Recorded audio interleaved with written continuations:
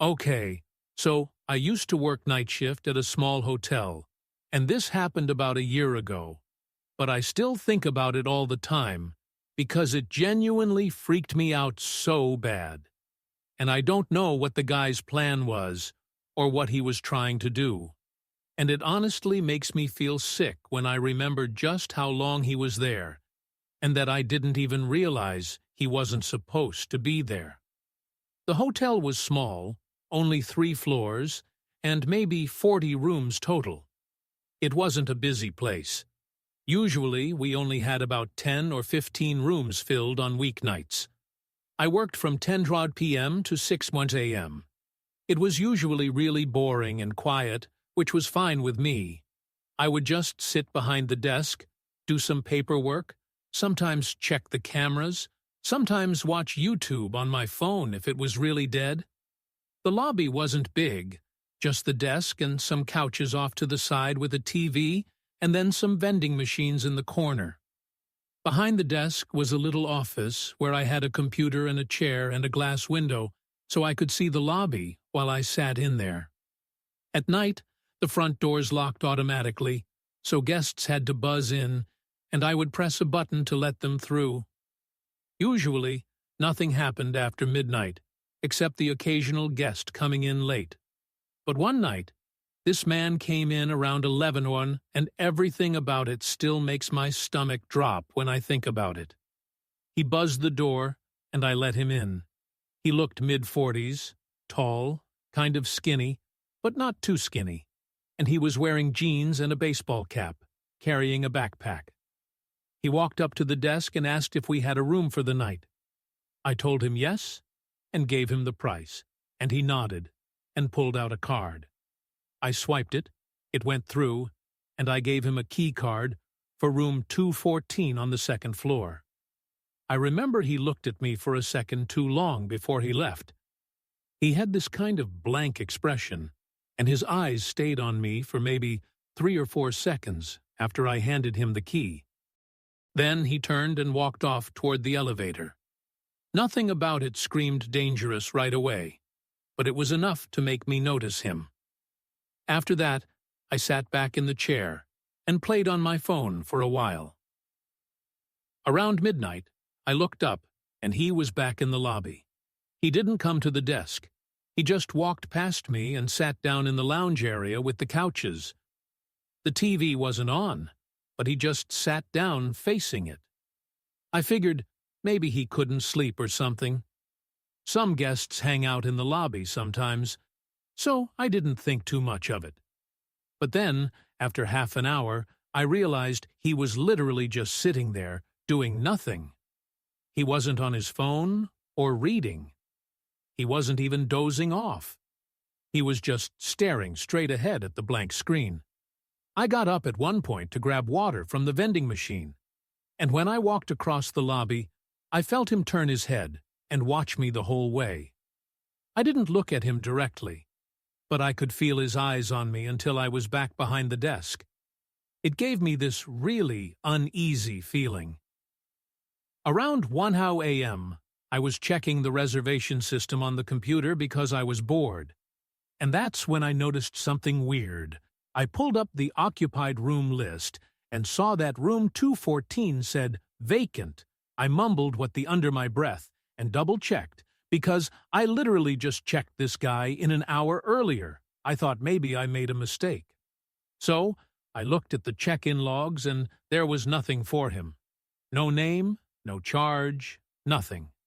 Then I went into the transaction screen to make sure his card had gone through earlier, and it showed no payments.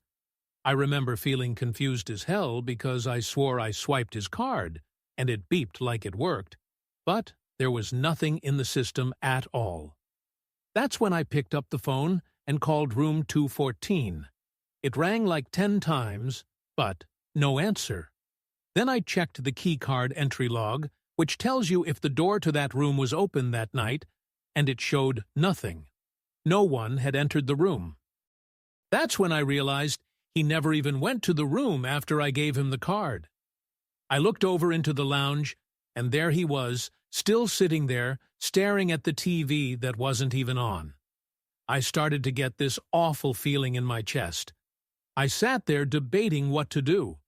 Part of me thought maybe the system just glitched, but the fact that the room had no entry log and no charge made it pretty clear he wasn't even checked in. I waited another 15 minutes just watching him. Around 1:30, I walked over and asked if everything was okay. He turned his head and looked at me with no expression, and he told me he just couldn't sleep. Then he turned back toward the TV. I nodded and went back behind my desk, but my hands were shaking. Around 2, I noticed he wasn't sitting in the lounge anymore. My stomach dropped right away because I didn't see him in the lobby at all. I scanned the area, and then I spotted him standing at the end of the hallway by the bathrooms, half hidden in the dark. He was just standing still. I kept glancing up at him, pretending to be on the computer. He stood there for a while, and then slowly walked back and sat in the lounge again like nothing happened. I called my manager at home and explained what was going on. She sounded tired and told me to just keep an eye on him and call the police if he did anything threatening.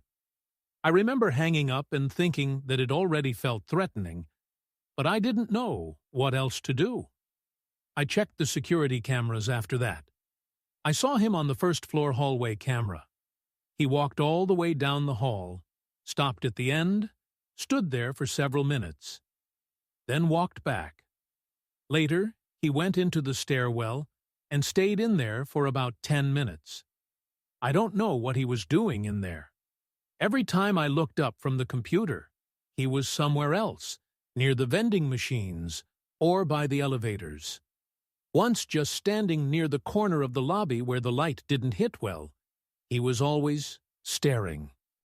By 3:30, I couldn't take it anymore, so I called the non-emergency police line and explained that there was a man in the hotel who I didn't think was a guest.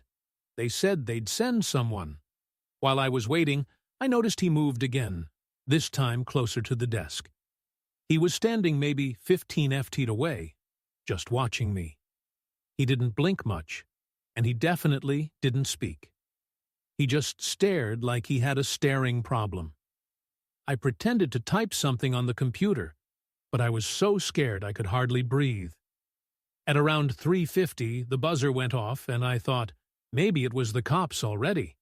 But it was just another guest coming back late. I let him in quickly, and the man turned his head and watched the guest walk past.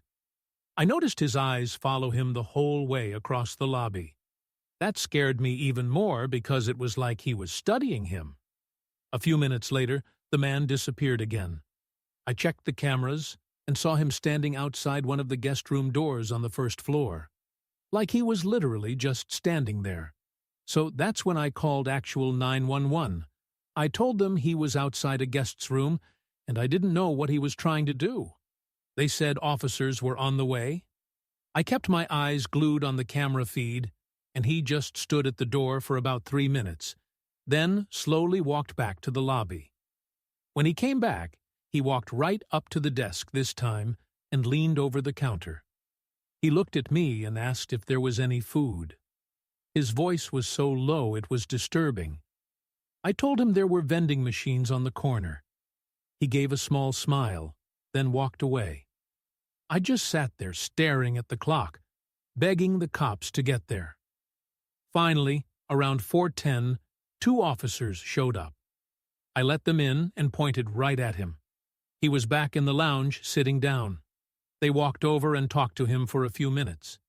They asked for his ID and asked him questions I couldn't hear. Then they walked him out. One of the officers came back and explained that the guy wasn't a guest at all. The credit card he gave me was stolen, and he had no bags or reservation. He had just been pretending so we could get access to the building. They charged him with trespassing and the stolen card. After they left, I sat there shaking until my shift was over. Every time I looked at the cameras, I expected to see him again. The part that messed me up the most was realizing he had been inside the hotel for hours, wandering around and standing outside guest rooms, watching me from different spots. and he was never even supposed to be there.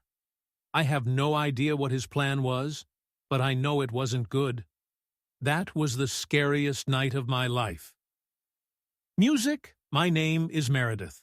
I'm 24, and I work the night shift at a tiny gas station off County Road 11. It's the kind of place most people don't even notice unless they're out of gas or completely lost. I took the job because it was quiet and predictable. I liked that, or at least I used to. It started on a Thursday night around 1 p.m. The air outside was wet and still, and the hum of the overhead lights had been getting under my skin all shift. I was just about to microwave a cinnamon roll I didn't even really want when the door chimed. A man walked in, mid-40s, maybe older. He had a green coat, messy hair, and dry lips, like he hadn't smiled in years. He didn't head for the coffee or chips like most people. He just stood near the counter staring at me with a strange kind of familiarity.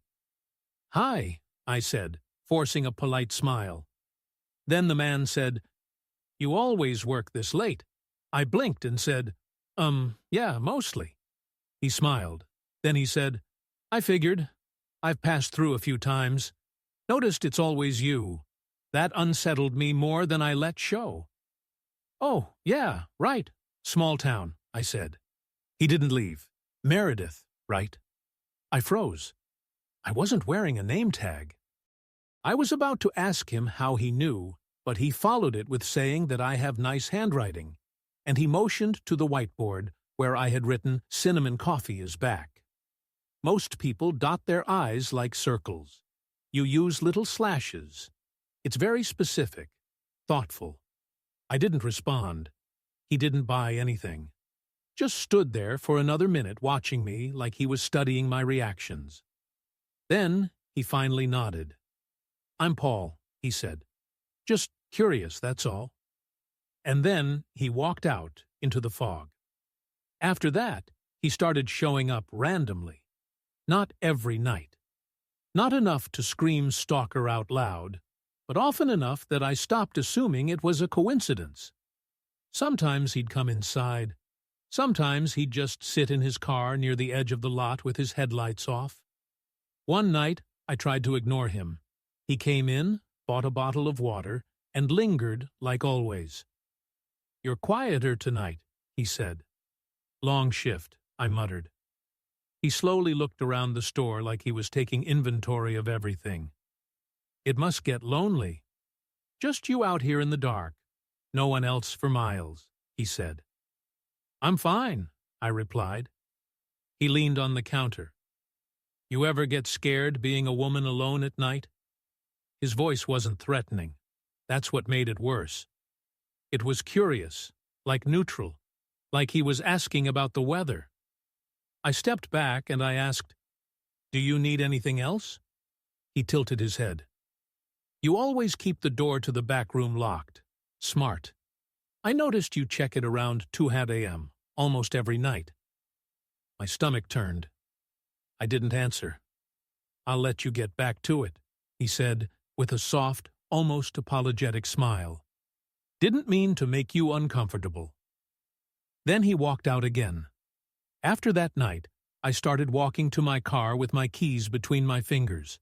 I kept a tire iron under the counter.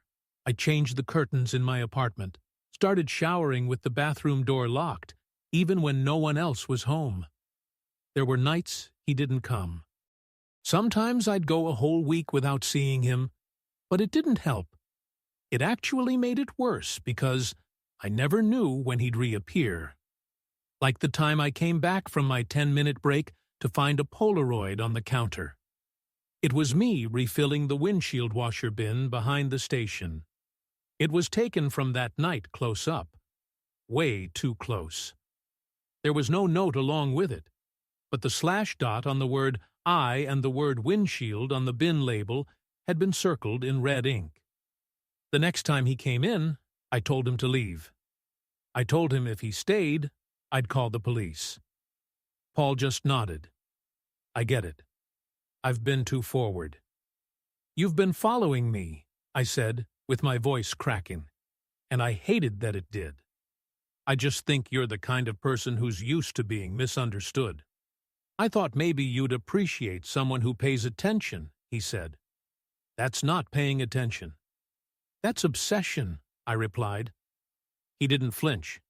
Would it be easier if I wore a smile and brought a soda every night? Would I be more normal if I just talked about sports and pretended I didn't notice the way your shoes are always a half size too big, or how your left eyelid twitches when you're tired? By this point, I was already dialing 911. He didn't stop me. The police came quickly, and he didn't resist. He just stood there, arms at his sides, waiting. They searched his car and found a notepad filled with dates and times.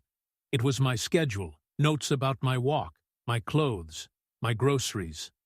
One page just had my name written over and over again, in tighter and tighter loops, until it turned into scribbles.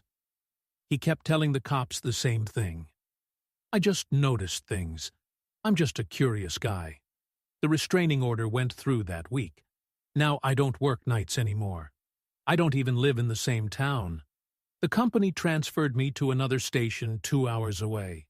But even now, when I drive home and see headlights behind me for too long, I feel the back of my neck tingle. And sometimes I still think about the way he said my name, like he already knew what it would sound like in his mouth, like he'd been practicing it. I want to start this off by saying at the time I'm writing this happened to me just last night. I work the overnight shift at a 24-hour gas station. I'm a 22-year-old female, and I've been working there just shy of 2 months.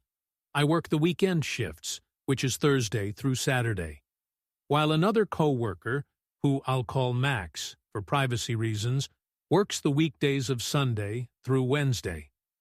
My co-worker Max and a friend of his, I'll call Ben, had come into the station at about 2:30 a.m. to get some coffee and say hi. Max and his friend had taken some magic mushrooms a couple hours before they came in, so when I saw them, they were all giggly, and, honestly, it was pure entertainment for me. As we were talking about random stuff, Ben had made the comments about how there was a car parked in the parking lot with its lights off, but running with someone inside that had been there before they pulled in. He said when he questioned the guy said he was waiting for a DoorDash order. Normally, that wasn't out of the ordinary for DoorDashers to wait in their car while we packed an order up. What was odd was I hadn't received an order in almost 2 hours. I spent most of the night in the back of the store cleaning, away from the tills and the front doors, so I couldn't even see the parking lot. We waved it off as nothing, and the two guys went outside to smoke a cigar and play with Max's dog, who they brought along. At first, I didn't think much of it, but once I was alone, I thought it was a little weird considering I didn't know how long they'd been out there before my coworker came in. Fast forward about an hour, and they came back in to get more coffee. It was at that point Max told me more about how the car had been out there parked in a spot that even when I went to the register, I couldn't see it due to the wall. He told me that the entire hour they were out there playing with his dog and smoking in the parking lot, the man in the car had switched between watching them and looking like he was texting someone on his phone. When Ben had noticed this, in his high-as-hell state, he walked over to the car and asked, "What's up? Why are you looking at us?" At that point, the man had tried to pretend he didn't speak any English. When that didn't work, he switched to English and started saying he must have had the wrong address before hightailing it out of the parking lot. He was definitely higher than Max at that point, but what made it really creepy was Max said that the car looked brand new and had no license plate. He also noticed there was a pile of blankets in the back, enough to hide someone under. And when the man was confronted, another car had just pulled into the lot with its lights off. A car that also looked brand new and had no license plates. And as soon as the first car had started driving away, the car that had just pulled in immediately followed them out. Max had stayed another 15 minutes before they headed out and told me to be careful and to keep an eye out. At about 6 a.m., he came back in for more coffee, and he was definitely sober. So, we talked more about it. He said the guy was acting super suspicious the entire time they were out there, constantly checking his phone and watching them along with the entrance to the parking lot and the doors to the store. Even he admitted that he was freaked out, and once he came down from his high, he wanted to check on me to make sure I was all right.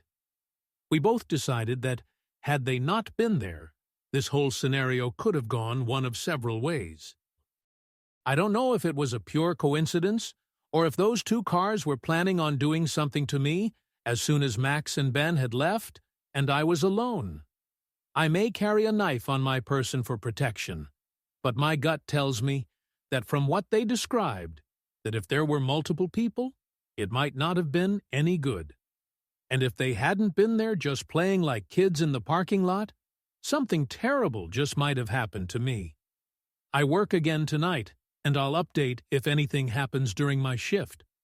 I really wish I didn't have an update for you, but I do. The car came back again during my shift. This is how it happened. It was about 3:00 a.m., and I was mopping the floors when 4 guys came in to get coffee and some snacks. I was ringing them up when one of them asked if I knew anything about the car that was at the far end of the parking lot running with its lights off. I looked at the man and asked what car. He then went on to tell me there was what looked like a brand new Subaru, with no license plates running, with what looked like 2 guys arguing in the front seats. I could feel my heart drop into my stomach when he said this. I told the group that a car with that same description had been sitting in the parking lot the night before, but there was only one guy in it, who I assumed to be the leader of this group, told me as they were pumping gas, they noticed the car as it had been there when they pulled in, and how it just sat there as they filled up their truck. He told me as they were walking to the door, as they passed the car, since they were at the pump farthest from the doors. He said that as they passed, they could hear a guy not quite yelling, but talking pretty loud and pointing towards the doors of the store. As they passed, one of the guys started to walk towards the car to ask if everything was okay. When the guys in the car finally noticed them, they proceeded to put the car in reverse and drive away. I told them that I believed that was the same car from the night before that had been acting suspicious when there were others in the parking lot. And when confronted, he seemed panicked before leaving with another car following him out. They seemed alarmed and offered to stay with me for a bit to make sure they didn't come back. I asked if they were sure, and when they told me it was no problem, they hung around for about 20 minutes before we all decided I was probably in the clear. I thanked them again and let them top off their coffee for free before they headed out, and I was left alone. Nothing else happened the rest of my shift, but I sure as hell kept an eye out when I eventually had to go outside to change the trash at the gas pumps. What's scariest to me is not once did I see this car, but had multiple people warn me about it. At first, I was hoping I was just paranoid, and it was really nothing. But to have the same car come 2 nights in a row at almost the same time, and park in a spot that couldn't be seen from the register or the front windows, makes me wonder if my paranoia is justified. If it is, I'm just glad I had another group of people show up, so I wasn't alone if those guys in the car had decided to come in. Thankfully, I don't work for the next few days, and I can only hope, when I work again, the car doesn't show up. Music. My name is Daniel. I'm 29, and I work the overnight shift at a small rural motel. It's not a chain, just a family-owned place with 2 floors and maybe 25 rooms in total. I usually work from 10 p.m. to 6 a.m. The motel doesn't get much traffic at night. Maybe a couple check-ins after midnight if someone is traveling through, but most of the time, it's dead quiet. That's why I took the job. I'm not really a people person, so sitting in an empty building most nights works for me. The way it's set up is there's a main office with the front desk, some chairs, a coffee machine, and a little rack of brochures. Behind the desk is a hallway that leads to a back office. That back office is kind of like a lounge. It has another desk, a couch, a mini fridge, and a TV mounted on the wall. The cool thing is that there's a little speaker back there that dings whenever someone rings the bell at the front desk. So, normally, I just sit in the back, watch something on my laptop, maybe nap on the couch, and then when I hear the bell, I get up and walk to the front. I've worked there long enough to know the regular rhythm of the place. The building cacks sometimes, the heater makes a clicking noise, and the front door buzzes when a guest uses their key card after hours. Those are all normal sounds. But the thing about working the night shift is even the normal stuff can get under your skin if you think too much about it. And sometimes the things that seem normal at first turn out not to be. This happened on a Tuesday night, back in fall. It was cold outside, maybe in the 40s, and the parking lot was empty except for 4 or 5 cars belonging to guests. It was about 2 a.m. when I first heard the bell. I stood up from the couch in the back and went into the main office. When I got there, nobody was standing at the desk. The lobby was empty. I looked outside through the glass doors, but the road was dark and seemingly empty as well. There were no cars pulling in, or headlights or anything. I thought maybe I had imagined it, but the bell is loud and clear, so I knew I hadn't. I stood there for a minute waiting to see if anyone came in late, but no one did. So I went back to the lounge. I sat on the couch, pulled out my phone, and scrolled for a while. Not even 10 minutes later, the bell rang again. I jumped up and walked quickly into the main office, but once again, it was empty. The hair on the back of my neck stood up this time. I went to the doors and stepped outside. The parking lot looked the same as before. The cars were all parked with their lights off, and there was no movement anywhere. The road was completely empty, too. I walked to the edge of the sidewalk and looked both ways, but there wasn't a single sign of life out there. I went back inside and sat behind the front desk this time instead of going to the back. I figured maybe some drunk person was messing with me, a ding-dong ditch of sorts. Maybe a guest's kid thought it was funny. But after sitting there for 15 minutes with nothing happening, I started to relax again. I leaned back in the chair, opened my laptop, and figured it was just one of those weird things I'd laugh about later. Then the bell rang again. I snapped my head up so fast that it hurt. The lobby was still empty, nobody in sight. My skin started to crawl. I stood up and walked around the front desk to make sure nobody was hiding, but there was no one. I checked the bathrooms of the lobby. I even stepped outside again. Nothing. I walked the lot a little, shining my phone flashlight, but it was just dead quiet.